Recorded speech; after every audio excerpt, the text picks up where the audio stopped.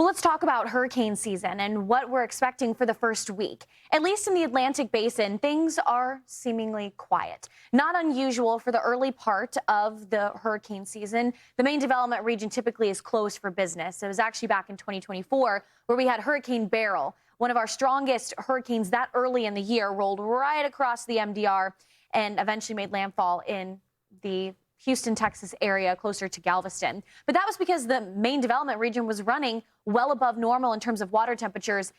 And in this case, it's actually much cooler. In addition to that, an El Nino is going to enhance the wind shear. We're right at the precipice of entering into El Nino now, and we are expecting to jump into a super El Nino by the peak of hurricane season. So the main development region looks to be on the quieter side in terms of tropical activity. Gulf of America, though, still could be open for business.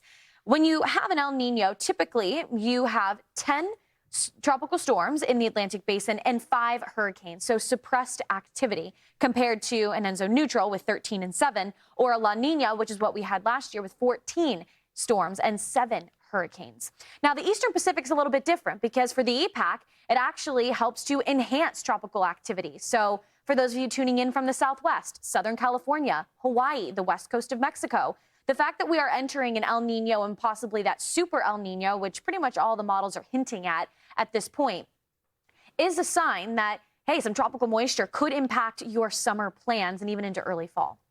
For right now, though, the big talking point is the Saharan dust, a big dust plume moving across the bulk of the Atlantic Ocean, which essentially would snuff out any kind of tropical origins. It's drier air, and so it doesn't allow these thunderstorms to rise and then to eventually organize. Some of this dust, though, is actually working its way into the southern plains. Now, for the U.S., big things we have to watch with Saharan dust. Sometimes you can have some poor air quality. Your vehicles can get a little bit dusty, or if you have any window units blowing in the air from outdoors, that can be a concern. But the positive side is it creates beautiful sunrises and sunsets. So anywhere where you have that thick layer of dust, maybe wake up a little bit early to catch the sunrise. I promise it will be an unforgettable one. And then this brings me to the graphic that you guys are going to be sick of seeing by the end of November when hurricane season officially ends. Our tropical frequency graphic for the Atlantic. It looks like a big mountain. The peak of hurricane season, September 10th, and we are just now in the very beginning, with the first named storm of the Atlantic season typically not happening until about June 20th, so the end of this upcoming month, and the first hurricane not occurring until August.